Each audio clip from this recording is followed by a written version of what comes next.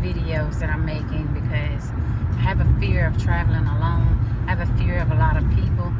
I have what's called generalized and socialized anxiety. I suffer from anxiety and depression. So those of you that don't think that it can touch your life, it can touch you in a moment's notice and you not even realize what's going on. I've been suffering from this for a very long time now. I think about the only person that really knew the depth of what I was going through was my auntie. And when she passed away, then it just got even worse. She knew the struggle that I had to be around people, but she knew how to make me so comfortable that I wasn't afraid, or I just took comfort in knowing that she was right there with me. And I'm still struggling, I'm still grieving, and I know people say, oh, you should be over that by now, but they just don't understand the depth of our relationship. I mean, at times to be honest, I was always closer to her than even my mom. So there are things that she knew about me that my mom didn't even know about me. So I just miss her a lot. So this morning, I'm traveling alone. I am on Highway 25, venturing out today because I never travel alone. The only place that I travel really alone to is to my job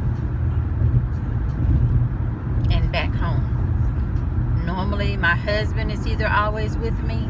If my husband is not with me, my daughter is always with me. I'm really never alone because I'm afraid to be alone.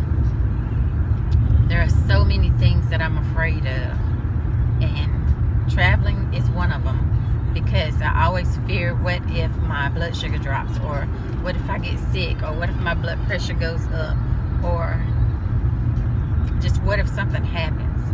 And so I don't go a lot of places anymore. I try to travel with my husband, with his family, but I don't always, because sometimes I'm just too overwhelmed, and large groups tends to make me nervous. Sometimes I can put on a good front, and then sometimes my husband, he stays very near all the time, really. Sometimes he'll hold my hand, or like if we have to go to a wedding, or we have to go to a funeral, or we have to go to some kind of function. So I don't go to a lot of functions. I don't go to a lot of stuff. My husband loves football. He always wants to go to a game, and I never want to go to a game.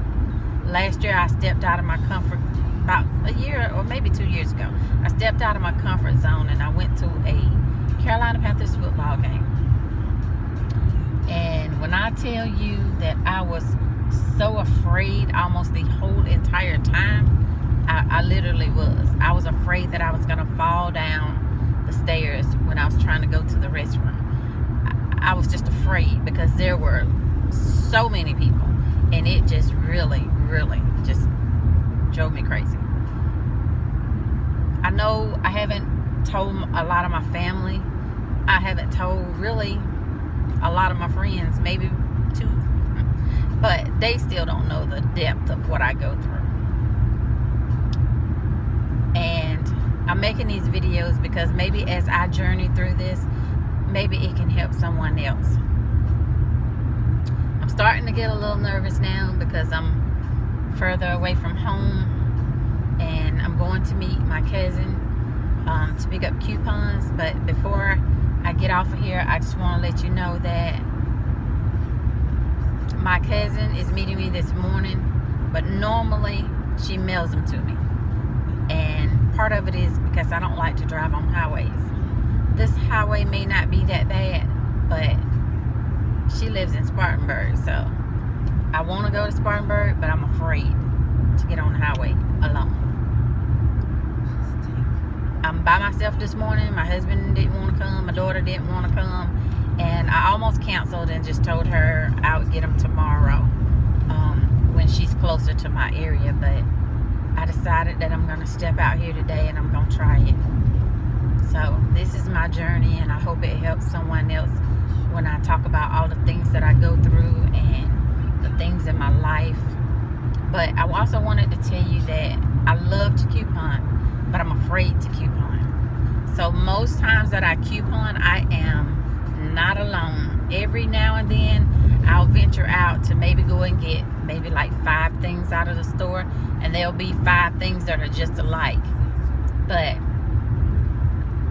it's normally to the drugstore or something small, because I don't want to be in there a long time, because I get to the point where I can't breathe.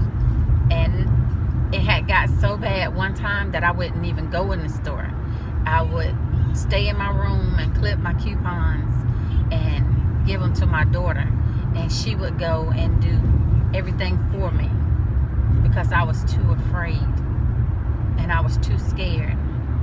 And I just stayed in my room like all the time and just cry.